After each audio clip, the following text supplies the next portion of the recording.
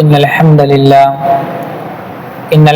لله نحمده ونستعينه ونستغفره ونعوذ بالله من شرور أنفسنا ومن سيئات أعمالنا من يهده الله فلا مضل له ومن يضلله فلا هادي له وأشهد أن لا إله إلا الله وحده لا شريك له وأشهد أن محمدًا عبده ورسوله أما بعد فأعوذ بالله من الشيطان الرجيم بسم الله الرحمن الرحيم يا أيها الذين آمنوا اتقوا الله حق تقاته ولا تموتن إلا وأنتم مسلمون يا أيها الناس اتقوا ربكم الذي خلقكم من نفس واحدة وخلق منها زوجها وبث منهما رجالا كثيرا ونساء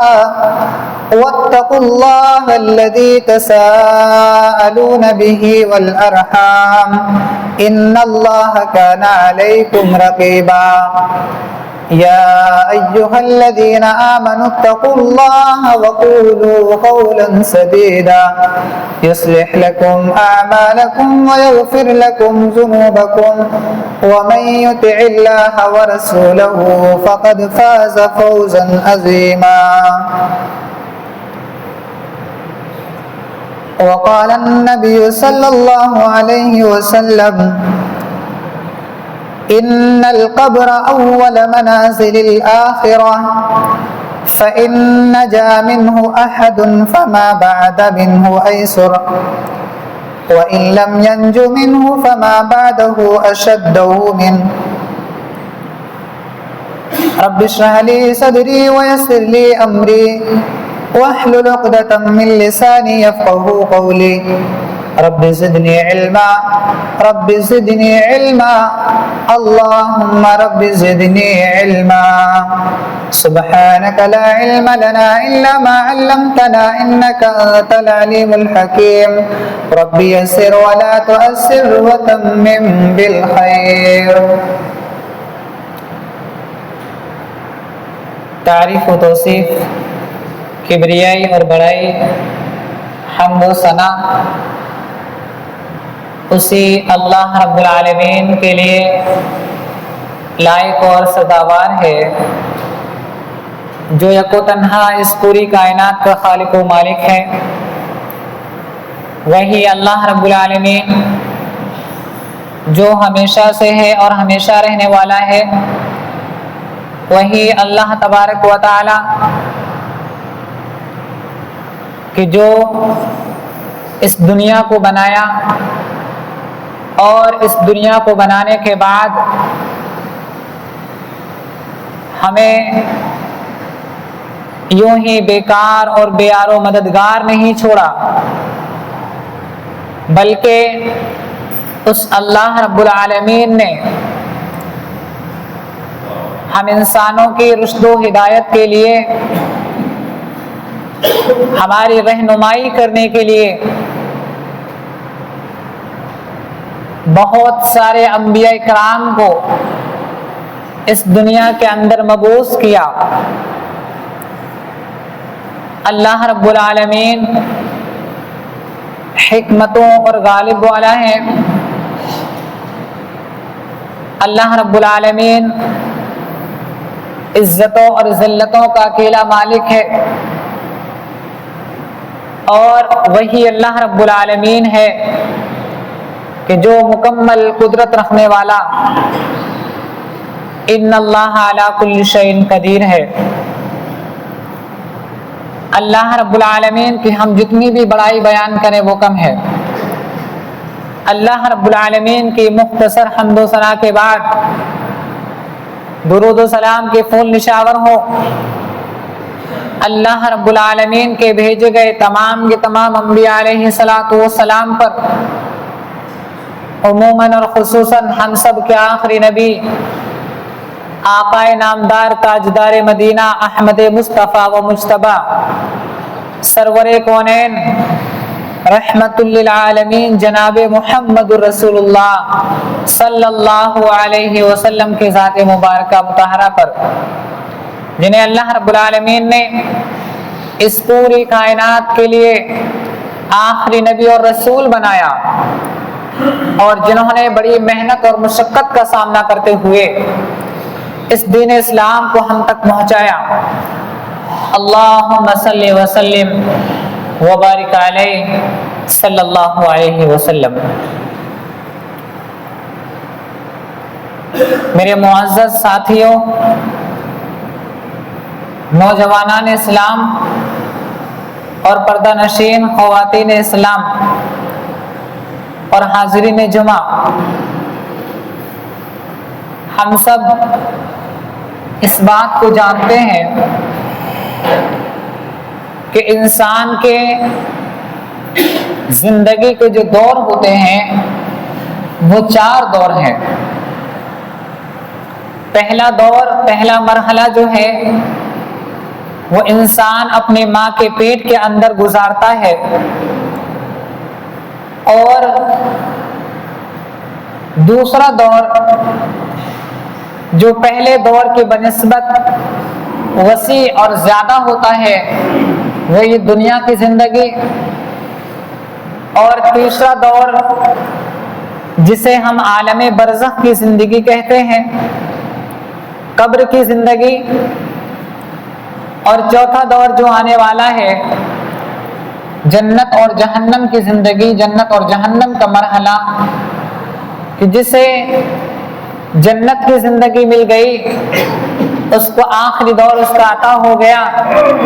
اور وہ بڑا خوش نصیبوں والا انسان ہے، اور جس کو جہنم عطا کی گئی وہ بڑا ہی بد نصیب انسان ہے جسے اپنا چوتھا دور مل گیا۔ تو آج اس جمعہ کے اندر ہم ان 4 دوروں میں سے، 4 مرحلوں میں سے تیسرے مرحلے کی طرف بات کریں گے، جسے عالم برزخ کی زندگی کہتے ہیں، قبر کی زندگی۔ چونکہ اس سے پہلے جمعہ کے اندر فکر آخرت کے تعلق سے میں نے آپ کے سامنے کچھ باتیں رکھی تھی، اور اس میں میدان محشر کے کچھ حالات آپ کے سامنے رکھے کہ نیک انسان کا نام اعمال اور بد انسان کا نام اعمال اس کو کس طرح ادا کیا جائے گا۔ آئیے ہم سب عالم برزخ کی زندگی کے کچھ جائزے لیں اور قرآن و حدیث کی روشنی میں ان کی باتوں کو سنیں۔ میرے بھائیوں، انسان کی زندگی اور انسان کی جو چوتھی زندگی کا جو تیسرا دور ہے جسے قبر کی آخرت کی زندگی کا پہلا مرحلہ کہتے ہیں، قبر کی زندگی آخرت کی زندگیوں میں منزلوں میں پہلی منزل کہا گیا، اور یہ ایسی منزل ہے کہ جس کے بارے میں ہمارے پیارے نبی جناب محمد رسول اللہ صلی اللہ علیہ وسلم نے ارشاد فرمایا کہ قبر کی زندگی جو ہے، قبر کی منزل جو ہے وہ پہلی منزل ہے، اور اس منزل کے اندر، اس زندگی کے اندر جس کو نجات مل گئی، جو کامیاب ہو گیا، قبر کی زندگی، عالم برزخ کی زندگی، کہ اس زندگی کے اندر یہ اللہ کا بندہ اگر کامیاب ہو جاتا ہے تو آخرت کی جو اور منزلیں ہیں وہ منزلیں اس کے لیے آسان کر دی جاتی ہیں۔ نبی اکرم نے فرمایا صلی اللہ علیہ وسلم، فرمایا اور یہی منزل جس کے لیے تنگی والی زندگی ہو جائے، یہی منزل جس کے لیے شدت والی بن جائے، یہی منزل کہ جس میں انسان کو نجات نہ مل سکے، تو آنے والی اور مراحل جو ہیں، آنے والی تمام جو آخرت کی اور منزلیں ہیں، اس کے لیے کٹھنائیوں کی منزلیں بن جائیں گی، کیونکہ قبر پہلی منزل ہے اور اس کے اندر مومن، کافر، فاسق، منافق سب کا امتحان ہے اور سب کو آزمائش سے دوچار ہونا پڑتا ہے۔ میرے بھائیوں، قبر کی زندگی وہ زندگی کہ ہمارے صحابہ کرام کے سامنے جب جنت کا ذکر ہوتا یا جہنم کا ذکر ہوتا یا میدان محشر کے ہولناکیوں کا ذکر ہوتا تو ہمارے صحابہ کرام اور صحابیات اتنا نہیں روتے، جبکہ ان کے سامنے اگر قبر کی زندگی کے بارے میں کوئی بات پیش کرتا یا قبر کی زندگی کے مرحلے کے بارے میں انہیں کوئی بات سامنے آتی تو صحابہ کرام اتنا روتے کہ ان کی داڑیاں تر ہو جایا کرتی تھیں۔ حضرت عثمان کے تعلق سے آتا ہے، ان کے غلام ہانی بیان کرتے ہیں، کہتے ہیں کہ حضرت عثمان رضی اللہ تعالی عنہ، یہ وہی عثمان جو اللہ کے نبی صلی اللہ علیہ وسلم کے دوہرے داماد، حضرت عثمان بن عفان رضی اللہ تعالی عنہ، جن کے سامنے جب قبر کی زندگی کے بارے میں کچھ بتایا جاتا یا قبر کی منزلوں کے بارے میں کچھ سنایا جاتا تو وہ اتنا روتے کہ زمین تر ہو جاتی۔ بتلائی کون سی دعا جو نماز میں پڑھتے؟ اللہم انی اعوذ بک من عذاب جہنم ومن عذاب القبر واعوذ بک من فتنۃ المسیح الدجال واعوذ بک من فتنۃ المحیا والممات، کہ اے رب العالمین میں تیری پناہ چاہتا ہوں قبر کے عذاب سے، اللہم انی اعوذ بک من عذاب القبر ومن عذاب جہنم، اور اے اللہ میں پناہ چاہتا ہوں عذاب جہنم سے۔ میرے بھائیوں، اگر کسی کو یہ دعا یاد نہیں ہو تو آپ اس دعا کو یاد کر لیے، یہ بڑے ہی جامع اور اچھے الفاظ ہیں جو نبی اکرم نے اپنی زبان سے مانگے ہیں اللہ رب العالمین سے اور ہمیں سکھلائے ہیں کہ اے اللہ، اللہم انی اعوذ بک من عذاب جہنم، اے اللہ میں عذاب جہنم سے تیری پناہ چاہتا، واعوذ بک من عذاب القبر، اور میں عذاب قبر سے تیری پناہ چاہتا، واعوذ بک من فتنۃ المسیح الدجال، اے اللہ میں پناہ چاہتا ہوں دجال کے فتنے سے، واعوذ بک من فتنۃ المحیا والممات، اور میں پناہ چاہتا ہوں بری زندگی کے فتنے سے اور بری موت کے فتنے سے۔ تو میرے بھائیوں، ہمیں یہ دعا اللہ رب العالمین سے ضرور کرنی چاہیے، اللہ رب العالمین سے مانگنی چاہیے۔ آئیے، قبر کے تعلق سے بات چل رہی تھی، موضوع بھی قبر کا ہے، قبر کے تعلق سے کچھ باتیں ہو جائیں۔ اللہ کے رسول صلی اللہ علیہ وسلم اور صحابہ کرام ایک انصاری صحابی کے جنازے میں شریک ہیں۔ حضرت براء بن عازب اس حدیث کے راوی ہیں، کہتے ہیں کہ ہم ایک انصاری صحابی کے جنازے میں گئے، اللہ کے رسول ہمارے ساتھ تھے، اللہ کے رسول صلی اللہ علیہ وسلم، اور ہم جب قبرستان میں پہنچے تو قبر کے تدفین کے ابھی کچھ دیر باقی تھی، تدفین کرنے میں، قبر لحد بنانے میں کچھ دیر باقی تھی، تو اللہ کے رسول قبر کے اوپر بیٹھ گئے، قبر کے سائڈ سے قبر کے اوپر بیٹھ گئے۔ اللہ کے رسول صلی اللہ علیہ وسلم جب بیٹھے تو تمام صحابہ کرام بھی بیٹھ گئے، اور ہم اس ادب سے بیٹھے کہ گویا کہ ہمارے سروں پر چڑیاں بیٹھی ہو، ہم حرکت کریں اور وہ چڑیاں اڑ جائیں، یعنی رسول اکرم صلی اللہ علیہ وسلم کا صحابہ کس قدر احترام کرتے۔ اللہ کے رسول کے ہاتھ میں ایک لکڑی تھی، ایک چھڑی تھی، اس سے آپ زمین کو کرود رہے تھے۔ اسی دوران آپ صلی اللہ علیہ وسلم نے اپنی نظروں کو 3 بار آسمان کی طرف اٹھایا، پھر پست کیا زمین کی طرف، پھر اللہ رب العالمین سے دعا کی، اللہم انی اعوذ بک من عذاب القبر، اے اللہ میں پناہ چاہتا ہوں عذاب قبر سے۔ پھر صحابہ کرام سے فرمایا، اے میرے ساتھیو، اس دن کے آنے سے پہلے، اس زندگی کے بارے میں تم اپنی تیاری کر لو، اس جگہ کے آنے سے پہلے اس جگہ کے لیے تیاری کر لو۔ پھر نبی اکرم صلی اللہ علیہ وسلم نے اچھے بندے، مومن بندے کے بارے میں اور کافر اور فاسق اور نافرمان بندے کی موت اور قبر کی زندگی کے حالات کو بیان کیا۔ نبی اکرم نے فرمایا، میں اختصار کے ساتھ آپ کے سامنے بیان کروں، خطبہ جمعہ کا ٹائم بہت کم ہوتا ہے۔ نبی اکرم صلی اللہ علیہ وسلم نے فرمایا، جب ایک بندہ، مومن بندہ، جب اس کا انتقال ہوتا ہے تو اس کے پاس فرشتے حد نظر تک، جہاں تک اس کی نگاہ جاتی ہے، اس کی نگاہ تک نیک فرشتے آتے ہیں، اور فرشتے ایسے جو خوب روح، اچھی شکل والے ہوتے ہیں، وہ जन्नती कफन और जन्नती खुशबू लेकर के हाजिर होते हैं। ये कब? जब मोमिन बंदा होता है, कुछ ही पल में जब उसका आखिरी वक्त आता है, मलकुल मौत उसके सिरहाने आकर के बैठता है और उससे कहता है, ए इत्मीनान वाली रूह, ए अल्लाह की पाकीज़, ए अल्लाह के बंदे की पाकीज़ वाली रूह, अपने रब की रज़ा की तरफ चल, अपने रब के इत्मीनान की तरफ चल, तेरा रब तुझसे राजी है। अल्लाह के रसूल ने फरमाया, मोमिन बंदे से जब मलकुल मौत रूह मांगता है तो मोमिन बंदे की रूह इस तरह अपने जिस्म को छोड़ देती है जिस तरह एक मशकीज़े के मुंह को खोल करके पानी को बहा दिया जाता है। वो बंदे की रूह फौरन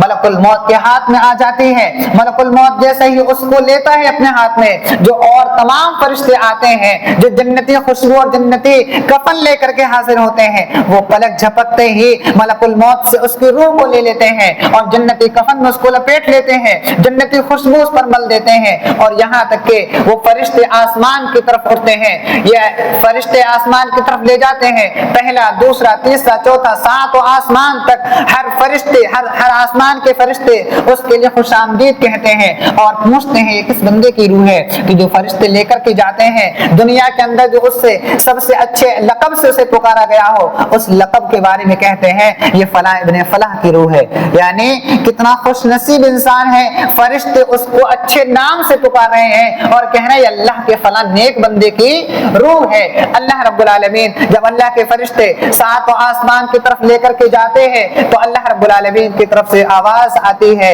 ए मेरे फरिश्तों, इस मेरे बंदे के नामे आमाल को इल्लियीन में जमा कर दिया जाए, इसके नामे आमाल को इल्लियीन में जमा कर दो और इस बंदे की रूह को इसके जिस्म के अंदर वापस लौटा करके इसको कब्र के अंदर सुला दो, इसकी जन्नत की नेमतें उसके लिए दिखा दो, इसकी जन्नत का ठिकाना इसको दिखा दो। इसी तरह नबी अकरम सल्लल्लाहु अलैहि वसल्लम ने फरमाया जब कब्र के अंदर उसको लिटाया जाता है तो फरिश्ते जैसे इंसान उसको दफन करके वापस पलटते हैं, दो फरिश्ते उसके पास आते हैं जो डांट डपट करने वाले फरिश्ते होते हैं, उसको फौरन उठा के बिठाते हैं और उससे सवाल करते हैं। सवाल करने के बाद अल्लाह के रसूल ने फरमाया नेक बंदे को फरिश्ते उसका ठिकाना पहले जहन्नम दिखाते हैं और कहते हैं देखो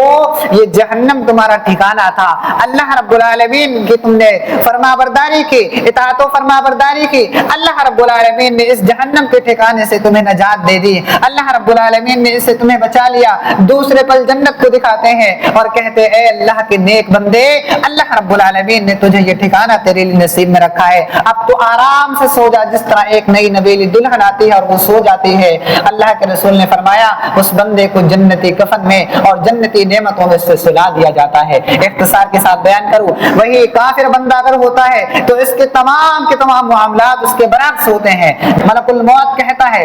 ए खबीस रूह, ए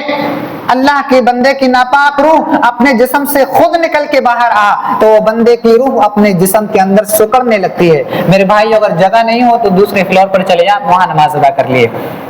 और आप सब की तरतीब करके बैठे। वो बंदा जो बंदा काफिर और फासिक होता है उस बंदे से मलकुल मौत खुद ये कहता है कि ए खबीस रूह अपने जिस्म से रूह को वापस निकाल करके मेरे पास दे। वो बंदे की रूह अपने जिस्म में सुकड़ती है, उसे मालूम है कि मैंने नाफरमानियां कितनी की हैं, अल्लाह रब्बुल आलमीन की नाफरमानी की है। जैसे वो सुकड़ती है तो फरिश्ता उसको इस तरह नोच करके उसके जिस्म से रूह निकालता है जिस तरह बेरी के दार पर, बेरी के दरख्त पर एक कपड़े को, रेशमी कपड़े को डाला जाए और उसको झटके के साथ खींच लिया जाए, जिस तरह कपड़े की हालत होती है वैसे इंसान के जिस्म और रूह की हालत कर दी जाती है। जैसे ही मलकुल मौत उसकी रूह को लेता है बदबूदार फरिश्ते आते हैं और उसकी रूह को जहन्नमी टाट में लपेट करके ये तमाम मामला जन्नत के बराक्स होते हैं और उसको दुनिया के अंदर वापस फिर फेंक दिया जाता है। अल्लाह रब्बुल आलमीन हमें नेक रूह वाली जिंदगी हमें अता फरमा और हमें नेक लोगों में शामिल फरमा। मेरे भाइयों बयान करने के लिए बहुत बातें हैं, आप सुन नहीं पाएंगे। अल्लाह रब्बुल आलमीन से दुआ कीजिए कि अल्लाह रब्बुल आलमीन हमें नेक लोगों में शामिल फरमाए। बद इंसानों की जो हालत होती है वो बद से बदतर कर दी जाती है। अल्लाह रब्बुल आलमीन हमें बुरे लोगों से हिफाजत फरमाए और बुरी मौत से हमारी हिफाजत फरमाए। मेरे भाइयों कब्र के ताल्लुक से अल्लाह के रसूल ने एक चीज और बयान फरमाई, वो ये है कि कब्र के अंदर चाहे मोमिन इंसान को दफन किया जाए, चाहे कब्र के अंदर काफिर और फासिक को दफन किया जाए, कब्र के अंदर एक बार कब्र की जिंदगी, जो कब्र की मिट्टी जो होती है वो मोमिन और फासिक दोनों को दबोचती है। दोनों को कब्र सकोड़ती है, दबोचती है। हजरत आयशा रजी अल्लाह ताला अन्हा कहती हैं कि अगर मोमिन बंदे को, अल्लाह के रसूल ने फरमाया, अगर मोमिन को कब्र दबोचती नहीं, अगर मोमिन को कब्र के अंदर अजाब नहीं होता, दबोचना नहीं होता, तो हजरत साद बिन रजी अल्लाह ताला अन्हु को नहीं होता। क्यों? ये सहाबी रसूल और इनको भी कब्र के अंदर दबोचा गया। इसके इनके ताल्लुक से बयान फरमाया, अल्लाह के रसूल सल्लल्लाहु अलैहि वसल्लम ने बयान फरमाया और कई इमामों ने भी लिखा है कि हजरत साद बिन अबी वक्कास जो थे पेशाब की छींटों से नहीं बचते थे, इसलिए इन्हें कब्र के अंदर कब्र ने दबोचा है। और बस मुनाफिक में और काफिर और मोमिन में फर्क इतना कब्र करती है कि मोमिन को एक बार दबोच करके उसके लिए कब्र की जिंदगी वसी और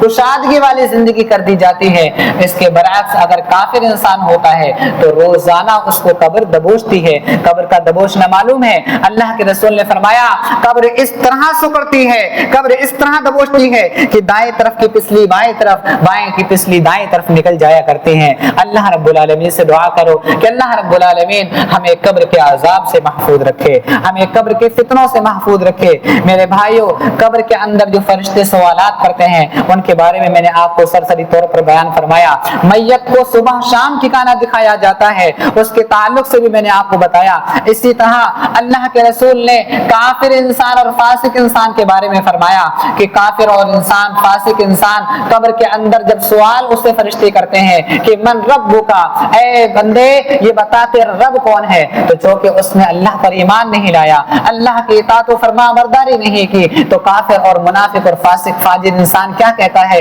मुझे नहीं मालूम, मैंने जो सुना वही कह दिया, मुझे नहीं मालूम मेरा रब कौन है। उससे पूछा जाता है बता तू किस दीन पर था, फरिश्तों के जवाब में कहता है मुझे नहीं मालूम मेरा दीन क्या है। फरिश्ते तीसरा सवाल करते हैं अच्छा उस इंसान के बारे में बता जो तेरी तरफ मबूस किया गया, यानी नबी अकरम सल्लल्लाहु अलैहि वसल्लम के बारे में बयान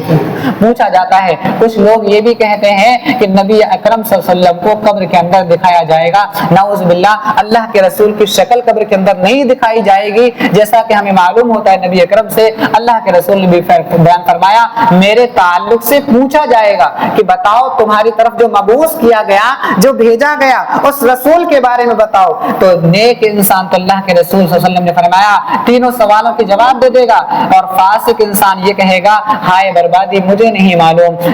फासिक और फाजिर इंसान कहेगा हाय बर्बादी मुझे नहीं मालूम। तो अल्लाह के रसूल ने फरमाया जो डांट डपट करने वाले फरिश्ते आते हैं उनके हाथों में एक लोहे का हथौड़ा होता है, कान की लो की तरफ ऐसा हथौड़ा मारते हैं कि उसकी चीखो पुकार इतनी सख्त होती है इंसान और जिन्नात के अलावा तमाम के तमाम मखलूकात उसकी चीखो पुकार को सुनती है।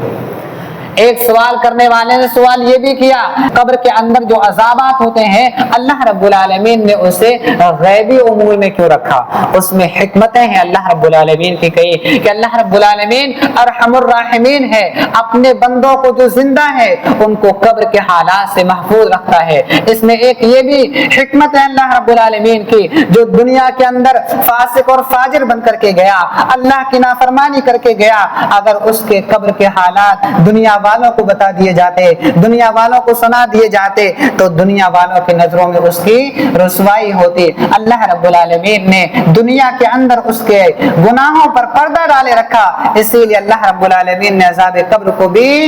गैबी उमूर में रखा ताकि किसी को किसी के बारे में कोई खबर ना हो। अल्लाह रब्बुल आलमीन से दुआ कि अल्लाह रब्बुल आलमीन हद्दुल इम्कान हमें गुनाहों से बचने की तौफीक अता फरमाए। अल्लाह रब्बुल आलमीन हमें कब्र के अजाब से बचने की तौफीक अता फरमाए। अल्लाह रब्बुल आलमीन हमें कब्र के फितनों से महफूज फरमाए। अल्लाह रब्बुल आलमीन जो बंदे इस दुनिया के अंदर हयात है, मोमिनीन है, अल्लाह उन्हें शिफाए कामिला शिफा अला बीमारी से अता फरमा। अल्लाह रब्बुल आलमीन जो बंदे बीमार हैं अल्लाह उन्हें शिफाए कामिला शिफा अला अता फरमा। अल्लाह रब्बुल आलमीन जो बंदे परेशान हाल हैं उन्हें परेशानियों से दूर फरमा। अल्लाह रब्बुल आलमीन जो हमारे भाई राह हिदायत से भटके हुए हैं अल्लाह हम उनसे उनके लिए दुआएं करते, अल्लाह उन्हें इस्लाम जैसी नेमत अता फरमा। अल्लाह रब्बुल आलमीन जब तक हम इस दुनिया के अंदर जिंदा रहें हमें इस्लाम पर कायम व दायम रख, और जो हमारा खात्मा हो तो ईमान बिल खैर हो। व आखिर दावाना अल्हम्दुलिल्लाहि रब्बिल आलमीन। अस्सलामु अलैकुम।